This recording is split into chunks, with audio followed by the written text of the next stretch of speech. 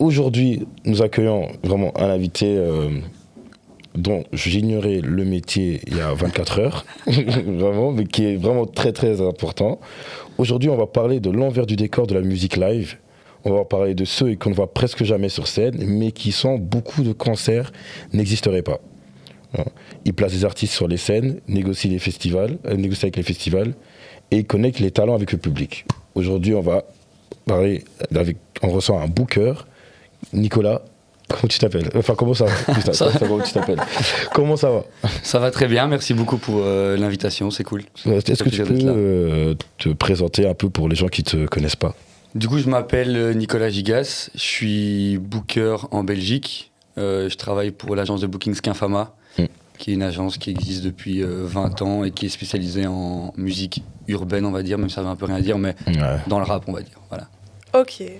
Nous, on a l'habitude, pour un peu briser la glace, de faire un petit jeu. Okay. On te l'a un peu teasé avant le podcast, donc maintenant c'est la révélation. J'ai hâte de ça. En fait, c'est comme un Kiss, Marry, Kill, mais avec 3 salles de concert différents, et je te donne 3 artistes. Okay. Et donc les 3 artistes, tu dois les placer chaque fois dans une salle. Et j'essaie de mettre des artistes pas trop différents en termes de style et en termes de notoriété, pour que ce soit quand même un peu difficile.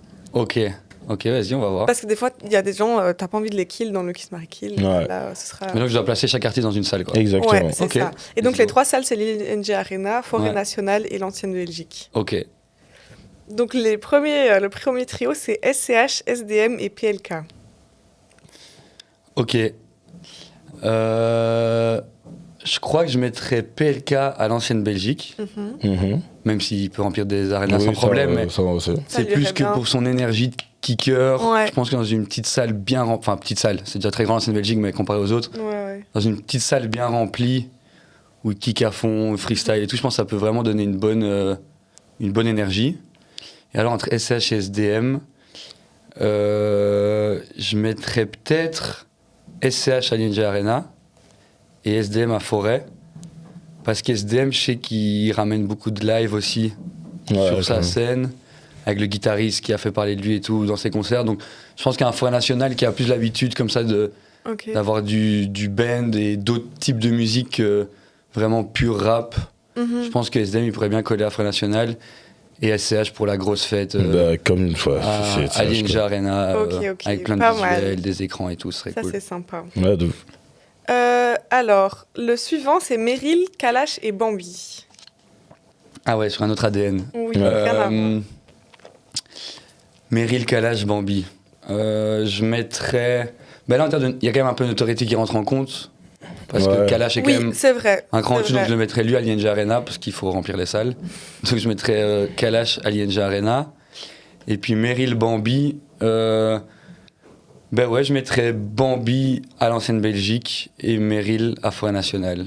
Ici, je pense qu'il y a plus un côté notoriété aussi, vu que c'est un peu 3 échelles de notoriété, 3 échelles de salle. Ouais, c'est vrai que j'ai un peu plus joué sur la capacité là que le style musical, mais voilà, je ferais ça. Ok. Ouais. Ensuite, je viens de changer en dernière minute le trio. Parce que voilà. Ce serait Aya, Shay et Angèle. Aya, Shay, Angèle. C'est chaud. Ouais, là ça va un peu plus... Ah oui, ben oui, quand même. Non, mais oui, je mettrais... Pas que des cadeaux. Shay à l'Ancienne Belgique.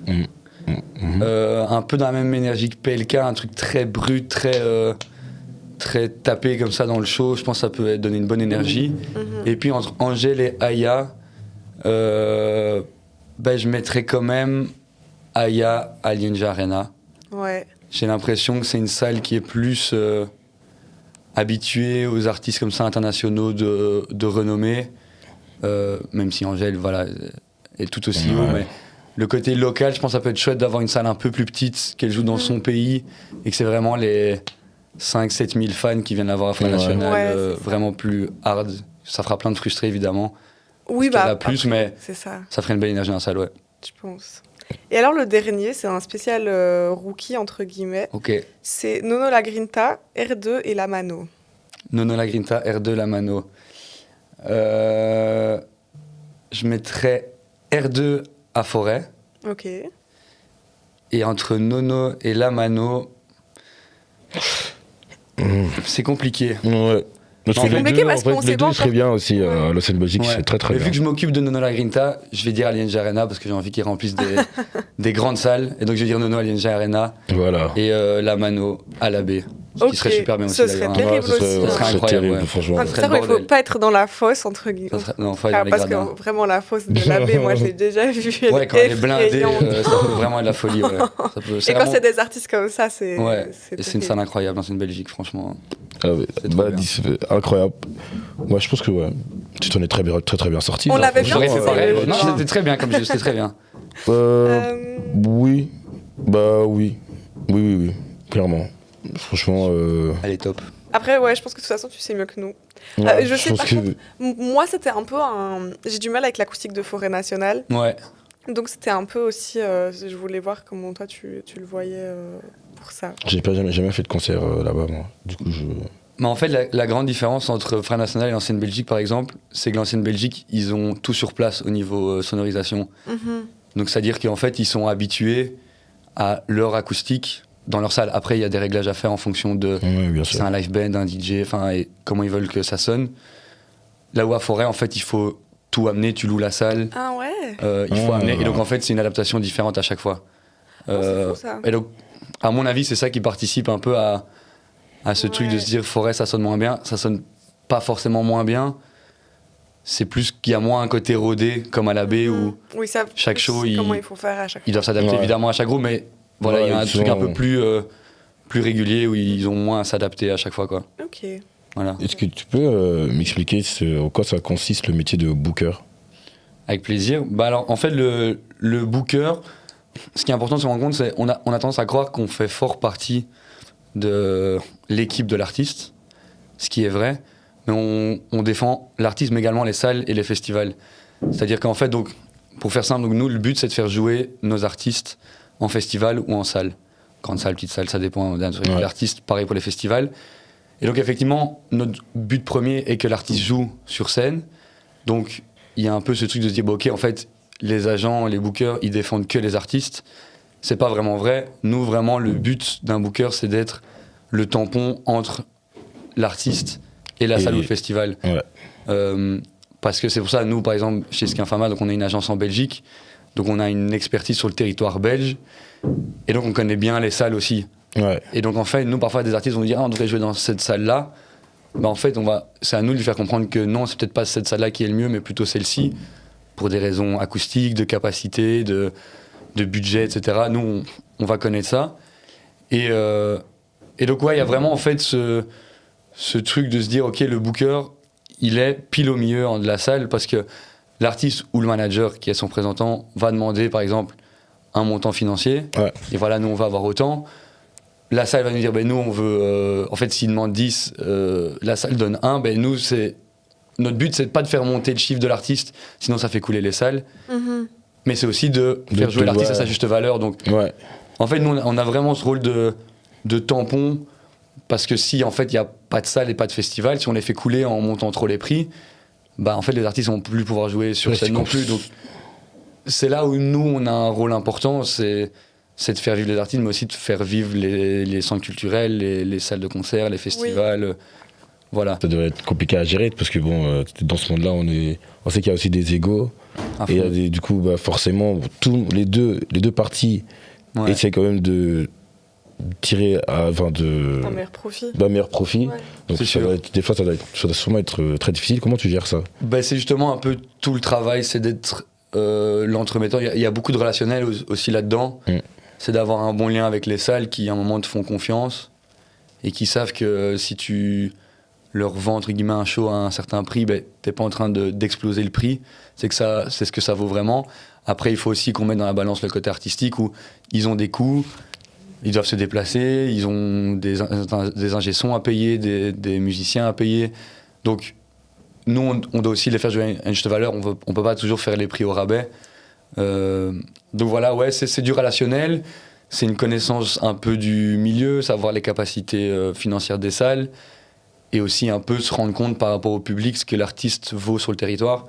Et ça, c'est peut-être un peu une des difficultés, surtout aujourd'hui à l'ère de TikTok et et des morceaux qui pètent comme ça, on pense vite que le gars, parce qu'il a un son à 100 millions de streams, il va remplir une salle. Alors que c'est pas la réalité. Il y a un public à bâtir et à construire sur le territoire. Et donc, c'est ça, c'est du relationnel, c'est de la négociation aussi. Et c'est surtout une connaissance, savoir qu'est-ce qui est juste pour les deux. Et en fait, le but, c'est qu'au final, les deux soient contents. En fait, nous, le mieux, c'est quand l'artiste il trouve qu'il a été bien rémunéré comme il devrait et que la salle est contente, elle a eu un bon show et elle a pas perdu d'argent, elle s'y est retrouvée et là c'est qu'on a fait un bon travail. Moi je pensais que c'était les artistes qui devaient louer les salles pour faire des trucs. Je savais pas que c'était les salles qui payaient les artistes à venir. Ouais, si. En fait, bon, il y a deux types différents. C'est peut-être un peu plus technique, mais dans notre métier il y a le travail de booking et de production. Ouais. Donc en fait le booking c'est vraiment vendre un show à une salle. Okay. Donc c'est-à-dire que par exemple le Botanique ils achètent des shows. C'est-à-dire qu'on a un artiste qui va venir, par exemple on parlait de Bambi, on fait un concert avec elle dans 10 jours au Botanique. Là, le Botanique veut que Bambi vienne, mais nous on va leur vendre le show. Et là c'est le Botanique qui s'occupe d'organiser la date. Nous évidemment on fait le suivi entre les deux, pour que tout soit bien sur place, entre l'artiste, que les demandes de l'artiste soient respectées, mais aussi que l'artiste arrive à l'heure, que tout soit bien en place pour que le show se passe bien. Mais là dans ce cas-là c'est le Botanique qui a acheté le show de Bambi pour qu'elle vienne. Okay. Et ils s'y retrouvent derrière en vendant un ticket à un certain prix et remplir la salle pour récupérer leur achat. Après, il y a le côté produire une date. Ça, des artistes le font en direct, mais nous, on le fait aussi. C'est-à-dire que là, effectivement, on va louer une salle. Mais nous, on va le faire souvent quand c'est des plus grandes salles. Par exemple, le Palais 12, enfin l'ING Arena, Foire Nationale, c'est une salle que tu loues. L'ancienne Belgique aussi, tu loues la salle. Donc, ils vont jamais appeler pour... on leur vend pas. Alors des parfois shows, ils vont nous dire on aimerait bien faire tel artiste, ça serait cool de le faire. Okay. On va en parler ensemble. Nous on peut produire la date. Ils peuvent aussi eux produire la date. On peut aussi faire des coproductions. Ça voilà, il y a plein de choses il y a plein de schémas différents possibles. Mais voilà, quand on produit une date c'est différent. C'est-à-dire que nous on va louer la salle, donc on avance de l'argent. C'est nous qui là s'occupons de louer les hôtels pour les artistes, de payer leur transport, d'organiser un catering, Là, on est producteur de la date, donc on organise absolument tout. Et on choisit le prix des billets, etc. pour nous récupérer notre argent et en donner évidemment à l'artiste. Bien sûr. Oui. Et donc, les deux cas de figure existent. Il y a des bookings où en fait c'est la salle qui achète, et il y a des productions où c'est le producteur ou l'artiste. Ça arrive pour des artistes en développement qui n'ont pas de producteur, pas de booker. Ils disent on va louer cette salle et on va essayer de s'y retrouver, quoi. Et donc, voilà, c'est vraiment deux pans différents un peu du même métier, quoi. Et c'est deux manières d'organiser des concerts. Ok. Donc ça peut arriver que si on voit tel artiste en concert à Bruxelles, en fait c'est vous qui avez complètement organisé la date? Ouais, la plupart du temps en fait. En fait souvent les artistes français, si on parle ici de rap français ou caribéen, comme on parlait des autres tout à l'heure, nous souvent on va être l'agent local, c'est-à-dire qu'ils ont un tourneur en France qui va organiser toute une tournée, ils vont faire 15 dates en France. Et nous on va s'occuper de trouver la date ou les dates en Belgique. Et donc nous alors dans ce cas-là on va être producteur de la date belge, donc on n'est pas producteur de la tournée entière, ça c'est les Français, mais nous on va être producteur de la date. Et ça c'est souvent quand vous voyez des concerts à l'ING Arena, à l'ancienne Belgique, à la Madeleine, souvent c'est des productions, donc il y a un producteur derrière qui organise la date, qui finance et qui avance l'argent, qui en gagne après évidemment si la date se remplit bien et ça fonctionne. On peut aussi perdre de l'argent, mais il y a toujours un producteur derrière qui organise la date et qui loue la salle, quoi. Ok, donc c'est pas spécialement les équipes ou les maisons de disques qui vont vraiment financer les tournées, quoi. Non. Okay. Alors il peut y avoir, en fait ça c'est plus pour les tournées français, il peut y avoir des maisons de disques derrière, des deals à 360 qui s'occupent aussi du live, qui ont leur propre agence de booking ou en tout cas partenaire booking avec la maison de disques, mais souvent il y a des gens dont c'est le métier qui est dédié au live et donc de produire ou booker des dates. Comment tu t'es retrouvé à faire ça, toi, en vrai? C'est un truc que tu savais déjà depuis? C'était quoi En gros, moi, j'ai toujours voulu travailler dans la musique, quand même, depuis que je suis petit. Depuis que je suis petit, je suis un fan de musique, particulièrement de rap. J'en écoute depuis que je suis vraiment tout petit, de par mes grands frères et tout, schéma classique. Et puis, je me suis rendu compte qu'en fait, peut-être ça pouvait être un métier. J'allais voir des concerts, je voyais qu'il y avait des gens derrière. Je me disais, mais qui sont ces gens derrière qui traînent là sur le côté des scènes? Et puis je me suis rendu compte que c'était un métier. Et puis moi d'abord j'ai fait communication à l'IEX. Et en fait en bachelier je devais me diriger vers un choix de master. Et au début je faisais communication pour le journalisme. Je m'étais dit j'adore la musique, j'adore en parler, je vais faire journalisme musical. Et puis en fait, je me suis rendu compte que peut-être journaliste, je pourrais faire ça autrement. Je voulais me former à autre chose. Et je me suis rendu compte dans le travail de relations publiques, il y avait aussi le côté manager des artistes, manager des sportifs. Tout ça faisait partie aussi d'un taf de communication au final. Et là, j'ai commencé en fait à me dire, en fait, peut-être, je pourrais aller vers le management d'artistes, travailler avec des artistes. Et tu fais ça aussi, non ? Ouais. Et en fait, c'est là, un peu, je pense, j'ai plus exactement les dates en tête, mais je pense que ça fait plus ou moins au même moment, j'ai commencé à faire mon master en relations publiques et j'ai rencontré un rappeur sur Bruxelles qui s'appelle Tonino, qui, voilà, on s'est connus dans le cadre privé et qui m'a dit, voilà, je cherche quelqu'un un peu pour m'accompagner, j'ai appris que tu faisais de la communication, etc. J'ai mon meilleur ami qui est beatmaker, Daiko, et il a commencé à faire des prods pour lui et c'est via lui que le lien s'est fait. Et donc j'ai dit écoute, si tu veux, ouais, vas-y, je t'accompagne, quoi. Je peux t'aider niveau stratégie, communication et tout. Donc je suis devenu entre guillemets son manager. Je savais pas vraiment ce que ça voulait dire, mais voilà, au début tu commences management, tu fais tout et rien, quoi. Tu fais de la promo, tu cherches des subsides, tu réfléchis aux stratégies de sortie et tout. Et donc merci à lui pour ça, parce qu'il m'a fait confiance, alors que voilà, j'étais juste un fan de rap et je faisais de la com, mais j'avais pas vraiment une connaissance du métier. Mais voilà, j'ai appris un peu sur le terrain avec lui en faisant ça. C'était il y a combien de temps ?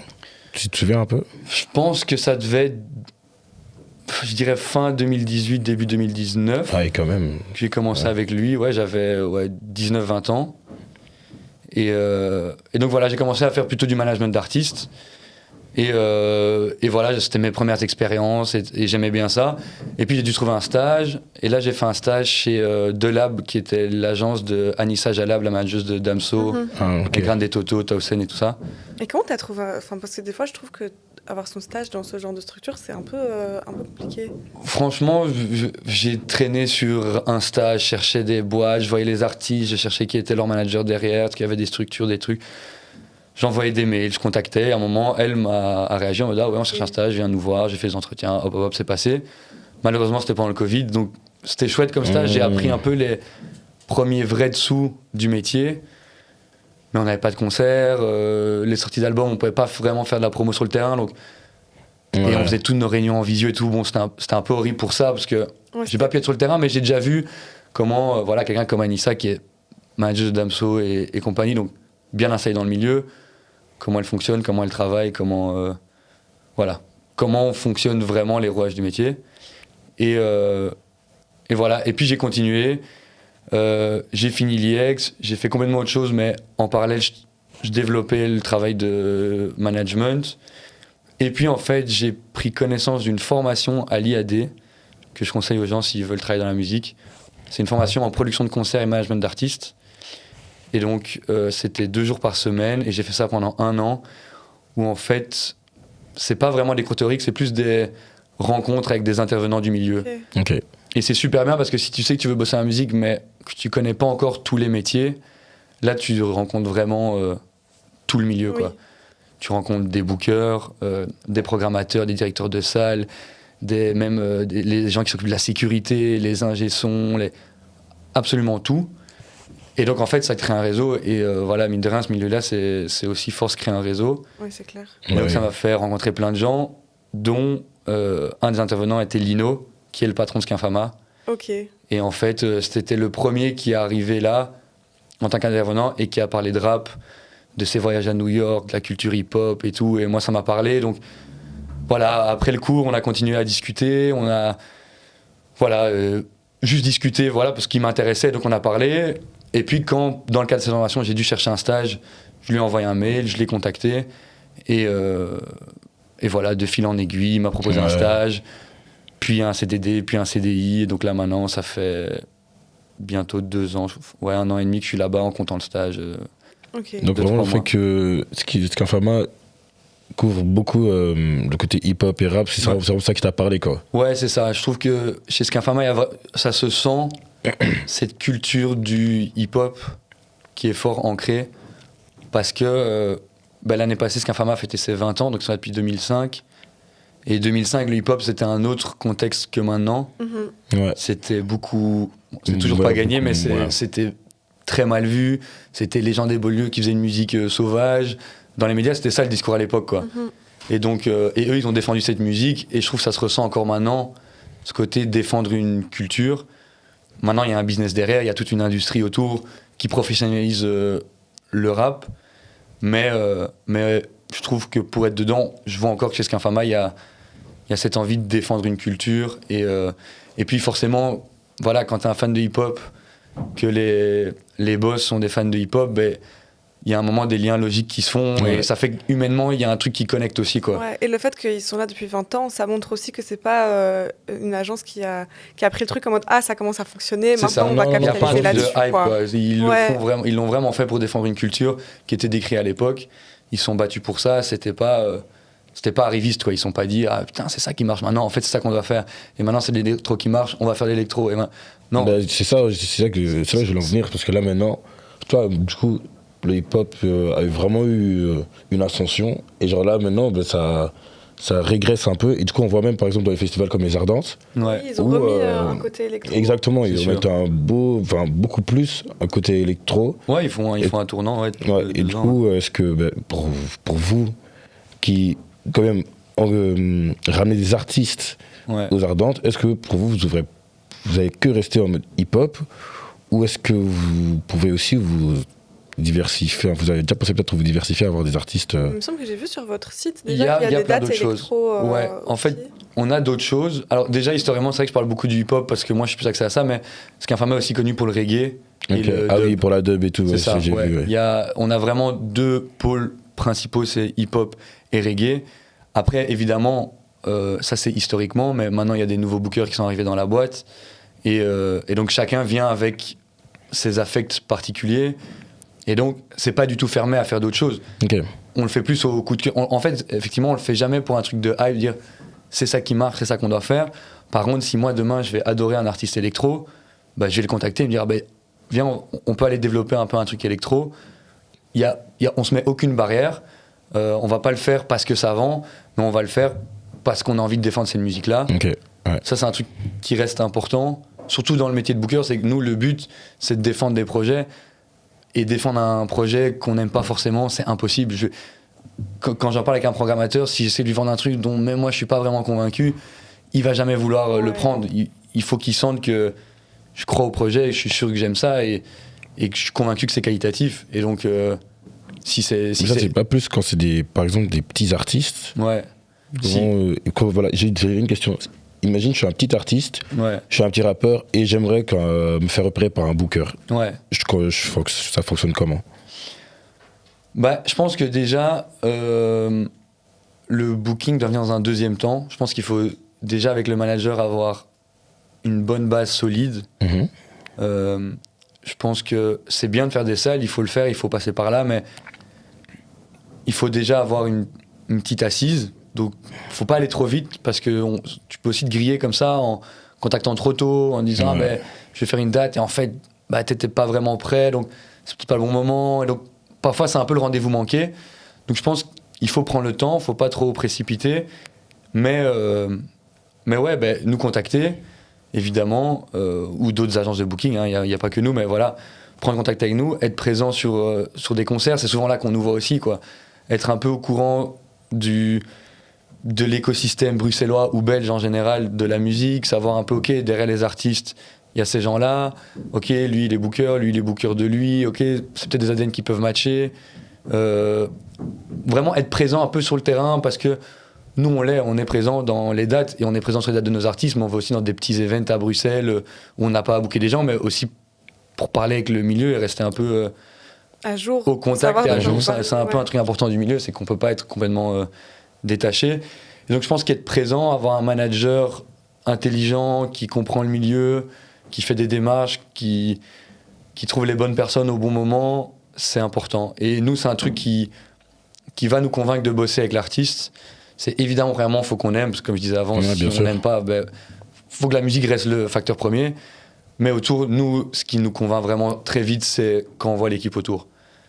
Quand on voit que l'équipe, elle est professionnelle, qu'elle comprend un peu le business. C'est normal de pas tout comprendre. Quand t'es pas dedans, tu peux pas tout savoir, mais quand elle comprend déjà un petit peu les rouages et comprendre comment nous, on va pouvoir s'ajouter à cette équipe et donner un plus, c'est... Ouais, j'ai l'impression que c'est ça qui va à un moment faire la différence. Ça doit être un truc, ça doit prendre du temps quand même. Ouais. Il n'y a pas vraiment un manuel qui explique comment ça fonctionne. Il n'y a pas de manuel, c'est être sur le terrain. Mais comme le métier de booker, il n'y avait pas vraiment de manuel. Moi, j'ai fait cette formation, mais on ne m'a pas appris comment. Moi, je suis arrivé chez Skinfama. J'avais fait du booking, entre guillemets, parce que j'étais manager d'artiste. Donc, on a fait des dates. Et donc, sans le savoir, je faisais un peu ce travail d'organiser la date pour l'artiste dans une salle. Mais je ne connaissais pas tout ce que j'ai appris maintenant en 2 ans chez Skinfama. C'est comme dans tout, c'est un milieu très changeant, très bougeant, et j'apprends encore maintenant. Tous les jours j'apprends, et je suis convaincu que Lino, qui est là depuis 20 ans, il apprend encore. Bah oui, parce que de toute façon, ça évolue, quoi qu'il arrive. Ça évolue sans arrêt, il n'y a pas de manuel. C'est qui le plus gros artiste que tu bookais? Enfin, Chez Skinfama? Ouais, n'importe. Bah, chez Skinfama, je pense que en francophone, notre plus gros, c'est Orelsan. Qui tourne cette année. Là, on fait 3 palais 12 complets en mars. On en a rajouté un en novembre. Et on fait Dour cet été. Donc, je pense qu'en termes de remplissage de salles, Orelsan est le plus gros. Après, je sais que historiquement, Skinfama, on fait venir des Américains, des Method Man, des Redman, des Ice Cube. Ok, ouais. Des. T'as pas vu Fatal Bazooka, toi? Si, j'ai vu dans l'agenda, j'ai vu Fatal Bazooka. On fait Fatal Bazooka. Ouais, c'est vrai que c'est aussi un très gros, d'une certaine manière. Ouais, ça, c'est intéressant aussi, c'est qu'un Fatal Bazooka, c'est un gars qui. Les gens comprennent pas trop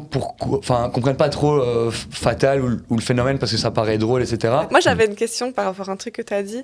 S'il y a un artiste que tu aimes bien, tu le contactes, toi. Ouais. Est-ce que tu as cette liberté-là chez Skinfama de pouvoir aller vers des artistes que toi t'apprécies? À fond. Ouais, franchement, ça c'est une chance que j'ai. C'est que le roster, il est assez ouvert et ils font assez confiance. Enfin, ils nous font assez confiance parce que eux, ils l'ont fait à l'époque. Eux, quand ils avaient des feelings sur des artistes, ils sont allés dessus et donc ils ont envie qu'on fasse pareil. Et moi, j'ai ramené des artistes dans le roster quand j'étais encore en stage, quoi. J'étais stagiaire et j'ai ramené des artistes dans le roster avec qui on fait des dates maintenant. Et donc, ils ont une confiance, je vais pas dire aveugle, parce que si je ramène n'importe quoi, ils vont dire t'es sûr que. Voilà. Mais en tout cas, si moi je suis convaincu d'un truc, ils vont me laisser aller au bout du process. Et donc, ils font totalement confiance. Je peux ramener des gens dans le roster. Et on en parle toujours en équipe pour officialiser les collaborations et tout. Mais ouais, franchement, il y a une bonne énergie de confiance et d'équipe et on est ensemble. Bien nous expliquer un peu, genre, à la limite, step by step, comment ça peut fonctionner pour organiser du coup un concert. Genre, tu as un bon feeling avec un artiste, tu vas vers lui, vous en parlez en équipe, et après, quoi, il donne juste le go et. Donc, ça peut venir des deux côtés. Ça peut, comme tu disais, venir de nous qui avons un kiff et on se dit, vas-y, on va aller contacter cet artiste-là, ou alors de l'artiste qui nous contacte. Et alors, nous, on écoute, on discute, on fait un rendez-vous avec l'artiste. Donc, voilà, de manière générale, c'est ça. On va discuter avec l'artiste, faire rendez-vous avec, si c'est possible, souvent quand c'est des artistes belges, des artistes français, on va pas toujours faire des rendez-vous avec eux. Mais donc souvent, ça démarre d'une prise de contact, on discute ensemble, ok, on s'entend bien, on pense qu'il y a des choses intéressantes à faire, on pense que l'artiste peut être pertinent à mettre en salle en festival. Eux, parce qu'il faut aussi qu'eux soient convaincus que nous, on peut leur apporter quelque chose, c'est important aussi. Et une fois qu'on officialise le truc, alors nous, derrière, on va commencer à démarcher des salles, des festivals. C'est important aussi qu'on a du côté du manager qui nous donne des infos. C'est-à-dire, on va sortir un EP à cette période-là. Il y aura 2 singles avant. Après, dans 1 an, on sortira un EP plus gros. Le glitch. Voilà. Et donc, petit à petit, nous, en fait, au plus on a d'infos et au plus on a d'arguments, au plus on va pouvoir contacter les salles et les festivals avec des bons arguments. Et aussi, au plus, on va pouvoir réfléchir à la stratégie, de se dire, tiens, là, pour l'EP, c'est intéressant de faire un petit truc intimiste qu'on va blinder, sold out, on annonce un sold out, et comme ça, après, on utilise ça comme argument pour l'année prochaine, faire une plus grosse salle, aller chercher un plus gros festival. Voilà, et donc, c'est toujours un truc d'aller-retour entre le manager et nous, vous me parlez de votre stratégie de sortie, nous, là-dessus, on peut développer une stratégie de live, et voilà, et donc, là, après, le processus, il est comme ça, c'est que nous, on va dire, ok, on veut faire une salle de plus ou moins 2, 3, 400 personnes en fonction de la capacité d'artiste, ou 1500, 2000, ça dépend. Mais on va aller contacter le Botanique ou l'Ancienne Belgique, ou on va produire à la Madeleine. Ça, c'est en fonction du profil de l'artiste. Mais et nous, on démarche. Et à ce moment-là, on démarche pour la salle, et pareil pour les festivals. Et là, c'est c'est tout le réseau d'avoir les contacts de tous les programmateurs des festivals, que Skinfama a bâti depuis 20 ans. Et donc, j'ai cette chance-là d'avoir déjà ce catalogue grâce à eux. Et puis, moi, de mon côté, plus dans le petit milieu bruxellois, belge, j'ai des contacts aussi. Donc, petit à petit, ça crée un réseau qui fait que tu peux contacter les bonnes personnes au bon moment. Et puis, là, c'est du travail d'abord de convaincre le programmateur que c'est le bon artiste à faire à ce moment-ci. Et puis, de négociation pour le prix, quoi. Comme je disais avant, pas trop cher pour le festival, mais pas trop bas pour respecter l'artiste et trouver le bon juste milieu. Et donc, voilà. Et puis, en fait, une fois qu'une date est confirmée, on a booké le show. Après, nous, on s'occupe aussi d'organiser cette date, quoi. Faire, comme je disais, le suivi de production, s'assurer que tout soit en place pour l'artiste quand il arrive, qu'il y ait des loges, qu'il a à manger, voilà, ça, c'est plus du pratico-pratique, mais c'est le travail qui arrive après une confirmation d'un show, d'un artiste dans une salle ou un festival, quoi. Et est-ce que les salles, elles sont encore frileuses quand c'est des rappeurs ? Ça dépend vraiment des salles. Je pense que beaucoup moins qu'avant, parce qu'ils voient que ça marche. Alors, ils vont plus être frileux sur les phénomènes TikTok. Ok, il a un tube, mais bon, qu'est-ce que ça veut dire ? Et ils ont raison, hein. Oui, c'est ça. Nous de les convaincre et leur donner des arguments pour dire que non, c'est pas juste un phénomène TikTok, c'est que derrière, il y a des gens qui demandent, qui viennent, il y a une vraie stratégie derrière, il y a un vrai... il y a une vraie structure, quoi. Et donc ça, c'est à nous de lui faire comprendre que c'est pas juste le son qu'il a vu pendant 15 secondes sur TikTok, il y a quelque chose derrière. Mais donc, ils vont plus être frileux sur ça, et c'est un peu fort présent dans le rap actuellement, des phénomènes qui montent, qui redescendent, qu'il y a peut-être moins dans d'autres musiques. Je suis pas expert d'autres musiques, donc je vais pas parler pour ça, mais j'ai l'impression que c'est fort le cas dans le rap. Donc, je pense pas qu'il y ait une méfiance du rap. En fait, les salles, tant qu'ils les remplissent, ils sont contents. Et surtout, ils voient que maintenant, des équipes de rappeurs peuvent être carrées et professionnelles, surtout quand il y a une structure comme Skinfama derrière, qui s'assure c'est ça. Maintenant, les salles, Moi, je suis arrivé il y a 2 ans, donc j'ai la chance que tout ça a déjà été bâti avant, mais je sais que j'ai déjà entendu des histoires de Skinfama il y a 20 ans. Le rap, c'était pas pareil, c'était beaucoup plus compliqué. Là, effectivement, à l'époque, les salles étaient frileuses, mais à un moment, Lino et Greg, les boss Skinfama, ils se sont dit, vous savez quoi, on va produire la date, on va produire Rof à l'ancienne Belgique, on va produire Sefiu au Botanique, où les salles, ils se disaient, mais ça va être le bordel. Et en fait, parce qu'il y avait Skinfama derrière, ils ont fait les choses de manière super carrée, ça a été super structuré, il y a eu zéro problème. Et à partir de là, en fait, c'est là que tu développes une relation de confiance de OK, en fait, ça peut bien se passer avec des rappeurs, parce que derrière aussi, il y a des stratégies derrière. Et puis même les rappeurs eux-mêmes, ce structure, c'est pas l'image que les salles ont des rappeurs qui vont être des fous. Il y en a, mais je pense qu'il y en a dans tous les styles de musique, tu vois. Oui, je pense qu'ils ont dû en voir pas mal dans le rock. Mais oui, non, mais c'est sûr, oui, voilà, les rockers, ça devait être un délire aussi. Donc, ouais, je pense qu'il y a beaucoup moins de méfiance qu'avant, mais c'est un combat jamais gagné, il faut continuer, mais je pense quand même qu'il y en a moins parce qu'ils voient que ça remplit des stades et que ça remplit des salles. Donc, ouais, c'est sûr. La compétition, elle est rude. Parce que ça, tu parles t'as dit des combats, t'as parlé de combats, et moi je me dis, t'as des combats dans ce travail que t'as souvent ? Combat, oui et non. Il y a le combat de convaincre les programmateurs, parce qu'il y a beaucoup d'artistes, donc ils sont obligés de faire des choix. Et moi, je peux être convaincu que c'est mon artiste qui doit être sur ce slot-là, dans ce festival. À ce moment-là, je peux être convaincu. Mais il y en a d'autres qui sont convaincus que c'est le cas, et le programmateur, il sait pas tout. Et puis, il a sa sensibilité à lui aussi. Lui, il le sent peut-être pas là. Parfois, il faut accepter ça et lui faire confiance et dire, OK, tu connais aussi ton festival, donc voilà. C'est un combat de négociation avec les salles pour les convaincre parce que parfois, on est vraiment sûr qu'ils doivent le faire et ils veulent pas le faire et ils comprennent pas qu'il faut le faire, mais nous, on est convaincus qu'il faut le faire, mais voilà, ils ont leur raison. C'est des choses qu'il faut accepter. C'est des choses qu'il faut accepter, et voilà. De l'autre côté, du côté des artistes, c'est un peu... De nouveau, quand je dis combat, c'est un peu exagéré. C'est plus, essayer de faire comprendre que on va pas tout de suite remplir l'ancienne Belgique. Peut-être que d'abord, il faut faire quelques premières parties, qu'il faut aller accepter un slot parfois en festival à 15h, 15h30, 16h. Ça va pas être le plus facile, mais il faut se roder par là. Donc, c'est plus un combat d'essayer de faire comprendre la réalité du milieu avec les artistes.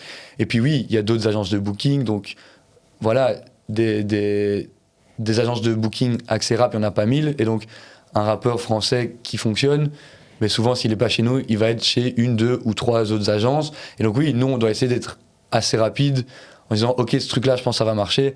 Vas-y, viens laisser se positionner vite. » Et de vite avoir le contact du management, peut-être du tourneur en France, et dire voilà, là, il y a plus un combat de convaincre que c'est nous les bonnes personnes pour défendre l'artiste sur le territoire. Quoi. Ouais. Il y en a aussi en AD, ou c'est plus que des agences tu veux dire des artistes en indé ou des boîtes? Non, des bookers en AD. Bah, ça arrive. Ça arrive. Après, souvent, très vite, ils doivent monter une structure à leur nom. Pourquoi? Bah, parce qu'à un moment, ils vont devoir facturer des shows, faire des contrats. Et donc, voilà, des salles, ils vont pas accepter un botanique va pas te payer en cash ton show. Donc, c'est normal qu'à un moment, tu doives te structurer. Mais oui, il y en a plein qui... Mais au final, Skinpharma, quand ils ont commencé, c'était des petits gars qui manageaient un artiste, qui ont booké 1 concert, 2 concerts, 3 concerts, ils se sont dit, ah ben ok, il y a peut-être moyen d'avoir un truc, ok, on crée une structure. Et avec le temps, ça grandit. Donc, oui, il y a des grosses agences, et puis tu as souvent des nouvelles agences qui émergent avec des nouvelles personnes qui découvrent ce métier, qui ont envie de défendre des artistes. Et donc oui, ça commence par l'indépendance, et puis ça peut se structurer autour. Quoi. Ok, ouais. Parce que je me disais, imagine si j'ai envie de devenir booker... Bah, je fais comment?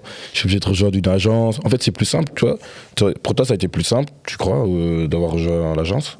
Oui, parce qu'en fait, ça me donne déjà les contacts que eux ont depuis longtemps, l'expertise qu'ils peuvent m'apporter sur la connaissance du milieu.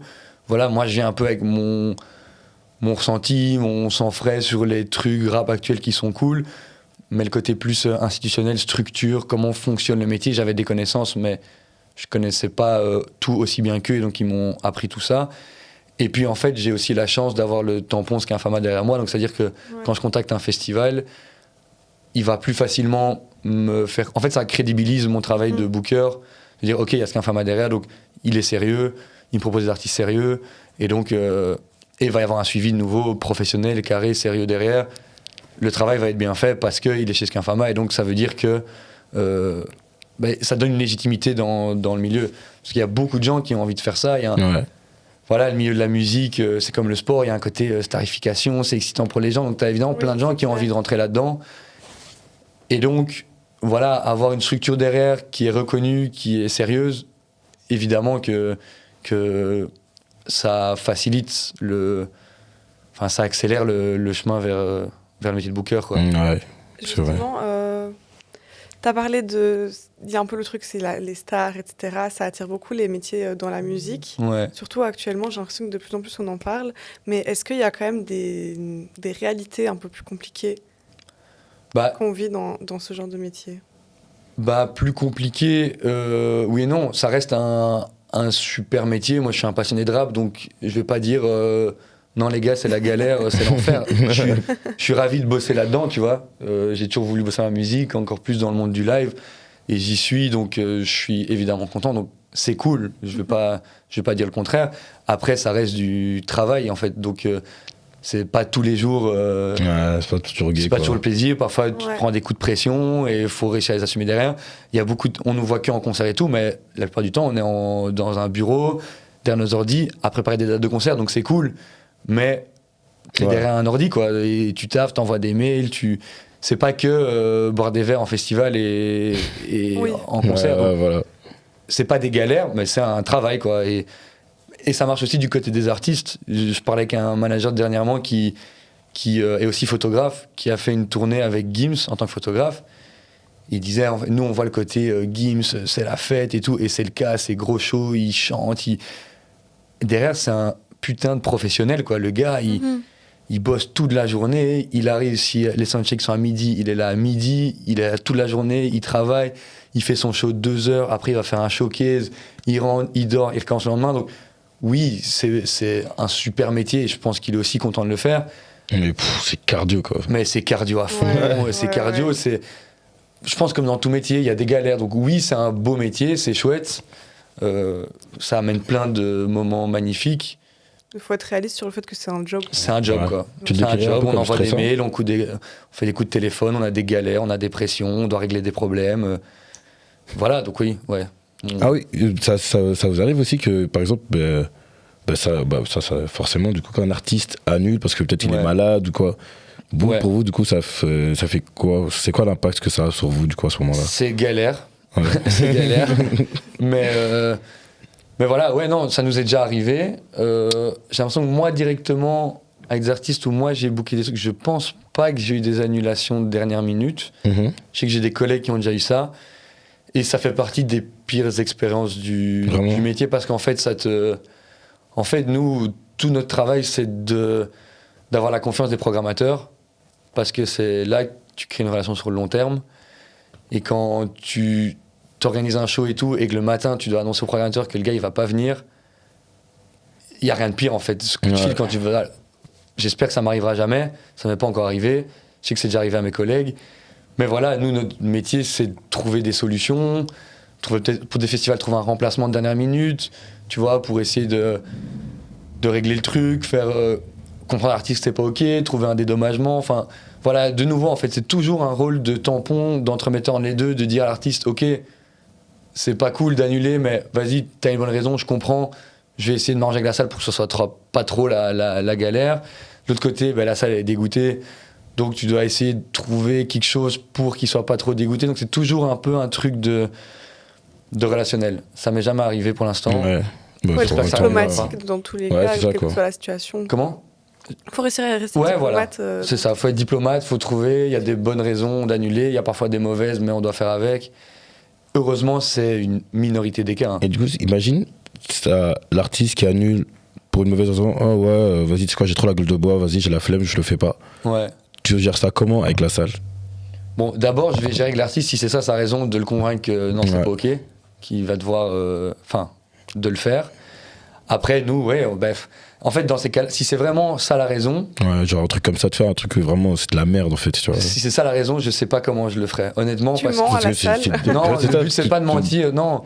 Mais c'est d'expliquer, qu'il est malade, qu'il va pas pouvoir le faire, de nouveau, être diplomate, être relationnel, et essayer de trouver les bons arguments. Je pense qu'honnêtement, si la seule raison, c'est la gueule de bois, je passerai plus de temps à essayer de le convaincre qu'il faut pas faire ça que me battre avec la salle. Donc je pense que ça n'arrivera pas. Bon, on sait jamais, mais je pense que ça n'arrivera pas. Mais si ça devait arriver, ça c'est la galère. Ça serait galère de ouf. Ça serait la galère. Parce que parfois on a déjà eu des annulations pour des raisons légitimes où nous à la limite on peut défendre l'artiste ou... Oui. Voilà, mais si c'est juste un caprice de je vais pas le faire, c'est compliqué. C'est très compliqué. Je pense que ça arrive rarement parce que, comme je disais, c'est leur métier. Ils savent qu'ils ont des engagements, il y a des contrats qui sont signés, donc à un moment, ils doivent répondre à leurs engagements. Et l'inverse, au final, qu'une salle... C'est déjà arrivé ça peut-être qu'une salle se dise au final, non, tu sais quoi, nous, on le veut pas au final, tu vois. Si ça arrive, c'est s'il y a des problèmes juridiques, tu vois. Et c'est malheureusement beaucoup arrivé dans le rap. S'il y a des problèmes... Comme quoi, en vrai, des polémiques, tu vois, ou des accusations d'agression sexuelle, ou des trucs comme ça. Mais là, la salle, elle déprogramme, nous, on peut que défendre ça, tu vois. Donc, nous, évidemment, on va défendre ça. Et en général, s'il y a vraiment comme ça, ça n'arrive pas qu'une salle, tout seul, dise finalement, on n'a pas envie de faire jouer cet artiste, on va faire un autre. Parce qu'eux, s'ils ont programmé à la base, ils ont bien réfléchi au truc, ils sont convaincus de le faire. Et pareil, ils ont signé des contrats et tout, donc c'est qu'ils ont envie de le faire. Par contre, s'il y a un truc juridique qui rentre en compte, là ça dépasse même la salle, ça va être des tournées entières qui vont être annulées, donc là ça dépasse un peu la décision du programmateur ou directeur de la salle. Donc voilà, les cas d'annulation des salles, ça va vraiment être des cas très extrêmes, ou alors, mais ça c'est repris dans les contrats et c'est ok, c'est des cas de force majeure, c'est-à-dire que je sais pas, il y a un attentat prévu le jour même, où il y a une tempête qui fait que le show ne peut pas avoir lieu. Voilà, ça, l'artiste il peut rien, la salle il peut rien, on doit l'accepter. Et là, c'est dans les clauses de contrat, tout est carré. J'ai un truc marrant à raconter. Tu te souviens l'année dernière, je pense que c'était l'année dernière, il y a 2 ans, où il y avait un type qui tirait dans la rue à Bruxelles comme ça. C'est partout. Ça commence mal. En direct, un peu partout. Il y a un moment, il était aussi dans le centre. Il y avait le concert de Don Toliver ce soir-là. Et moi, j'étais dans la salle. Et du coup, on reçoit les infos en même temps. T'as ma mère qui m'envoie le truc. Mais t'es où là, je suis en train de voir si tu donnes le pogo en train de sauter. C'était à la baie. Ouais, c'était à la baie. Donc plein centre-ville en plus. Donc plein centre-ville aussi. C'était dangereux. Regarde, c'est dangereux de rentrer à la maison. T'es resté ? Wow. Mec, c'était dingue quand même. Est-ce qu'on peut... C'est très dingue, c'est vraiment très dingue. Et le concert était bien? Si t'es resté, le concert était bien, ok. Ouais, bien sûr. Est-ce qu'on peut retourner un peu dans les étoiles? T'as parlé de Don Toliver, moi c'est un artiste que j'aime trop. Toi, ça t'arrive de rêver un peu, de booker des artistes pour le moment qui ne sont pas spécialement accessibles ou t'as pas encore eu vraiment d'occasion de les avoir? Ouais, évidemment, il faut rêver, vouloir faire des choses. Alors, tu parles de Don Toliver et tout, avec les Américains, c'est plus compliqué. On va dire que le rêve, il est très vite calmé. Pourquoi? Ils ont déjà leur truc. Souvent, il y a Live Nation qui est derrière. Pour beaucoup, Live Nation, donc, pour ceux qui ne connaissent pas, c'est la grosse agence de booking internationale. Ouais. Et donc, en fait, qui font les tournées eux-mêmes mondiales, quoi. Donc, ils vont jamais se tourner vers des agences locales pour faciliter un peu? Il y a Live Nation Belgique, il y a Live Nation France. Et donc, voilà, c'est tout un rouage où là, on peut pas se battre avec ça. C'est encore une autre, c'est encore une autre échelle. On peut pas jouer avec. Évidemment, je rêverais de booker Kendrick Lamar l'année prochaine, mais j'ai pas ce pouvoir-là. J'ai pas ce pouvoir-là malheureusement. Mais donc voilà, sur les Américains, c'est plus compliqué. Après, ça arrive. Ça arrive que parfois plutôt des anciennes légendes font comme ça une tournée. On voit qu'il n'y a pas de date en Belgique. On se dit bien, on va voir qui fait cette tournée. Pourquoi il n'y a pas de date en Belgique? Et nous, là, on se bat pour trouver une offre. Parce que c'est important de le faire aussi. Quand on est des fans de rap, c'est important d'un moment à se dire, tu sais quoi, même si on perd de l'argent, bon, c'est mieux si on en gagne, mais même si on perd de l'argent, viens, on se fait ce kiff. Et on va faire venir ce gars-là, quoi. Ouais, c'est Wu-Tang qui vient la semaine prochaine. Ouais, dimanche prochain, ouais. Ça, c'est vous aussi? Non, c'est pas nous qui sommes le Wu-Tang. Non, ça, c'est dingue, malheureusement. C'est dingue. Ouais, vraiment dingue. Mais donc voilà, des kiffs sur les Américains, c'est possible, comme ça, pour des one-shots. Mais dans le cadre de grosses tournées Live Nation, nous, on n'a pas vraiment la main là-dessus. Ouais. Par contre, moi, en tant que fan de rap français, il y a des trucs, je me dis, ça, si un jour j'arrive à faire ça, j'aimerais bien. Moi, je suis un fan d'Alpha One, par exemple. Si un jour... j'ai vu, parce que on faisait des devoirs.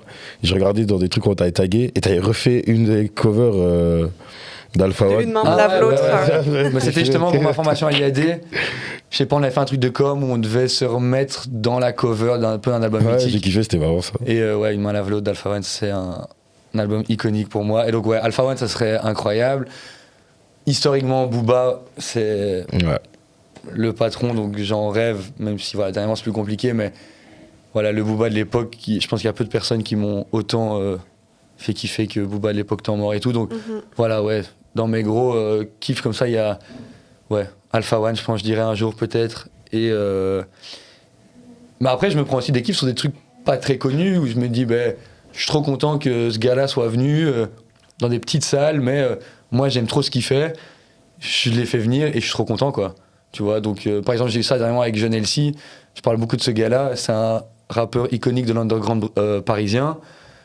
Je sais que c'est pas un gars qui un jour fera l'ING Arena, et je pense que c'est même pas son but. Mais par contre, il avait jamais fait de date en Belgique. Moi, j'adore. Je me suis dit, viens, on va faire un botanique. On l'a fait. On a bien rempli la salle. Et j'ai adoré. C'est une date iconique pour moi, même s'il y avait 150 personnes. Mais les plus petites salles comme ça, parfois, avec un public qui est vraiment là parce qu'il kiffe l'artiste dans son ADN, je trouve que parfois ça peut être vraiment un concert.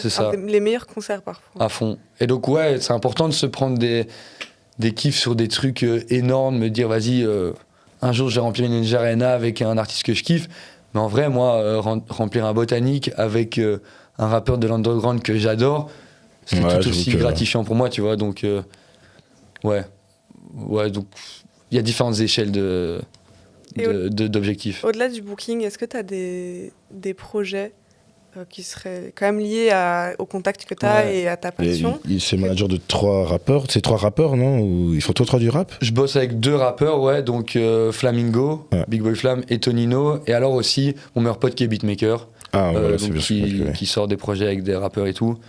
Voilà, donc il y a ça, effectivement, développer ce côté-là, d'être vraiment au sein direct de l'équipe d'artistes, parce que le Booker, on fait partie de l'écosystème de l'artiste, mais on n'est pas dans le travail au quotidien, on est là sur les dates, sur le développement live, mais voilà, être vraiment au sein de l'équipe et développer vraiment un artiste en management, c'est un truc qui me plaît. Et alors, moi, un jour faire une tournée avec un artiste, j'aimerais bien être...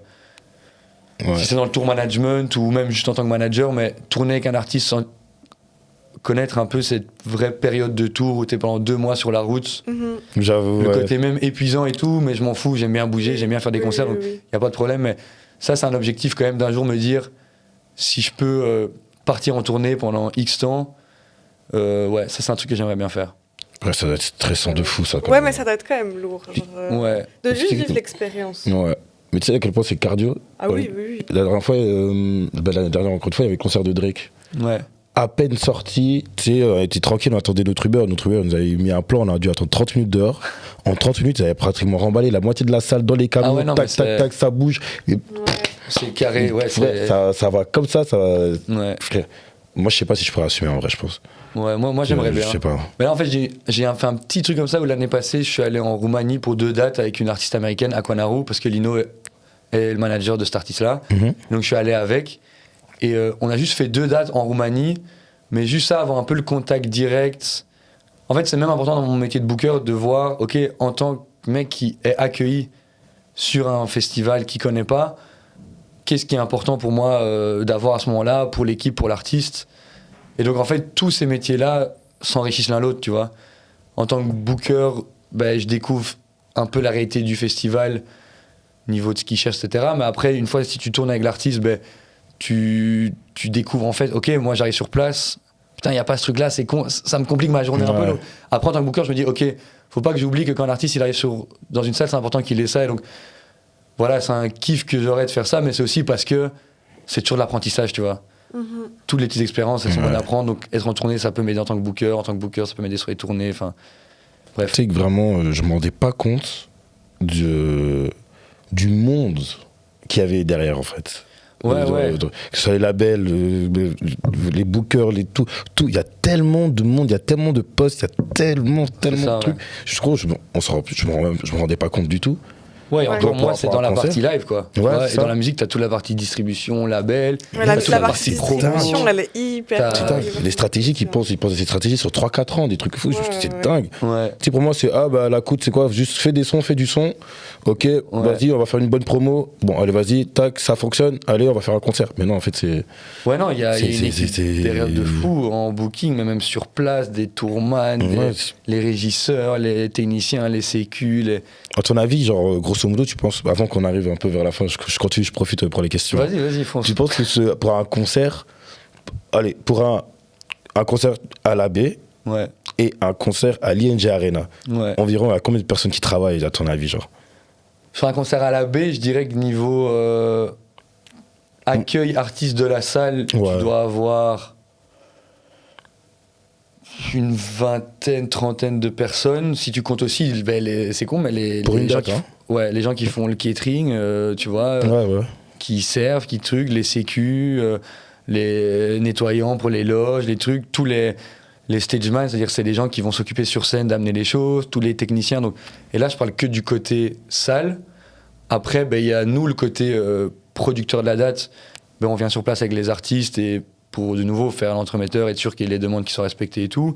Donc nous, on va être 2-3, tu vois. Et puis, t'as tous les gens qui arrivent en tournée, quoi. Donc ça, de nouveau, ça dépend de la prod de l'artiste. T'as des gens qui viennent à 4 à l'ancienne Belgique, tu vois. T'as un DJ, un manager, un rappeur, un backer et un ingé son, tu vois. Ils viennent à 5. Et ils font le taf, tu vois. Mais par contre, si après, tu veux de la déco... Tu veux un band, des musiciens, t'as l'ingé lumière aussi. Ingé lumière, ingé retour, ingé façade, t'as l'ingé de la salle. Ça peut, en fait, il n'y a pas de réalité. Tu peux être 5 comme tu peux être 100, tu vois.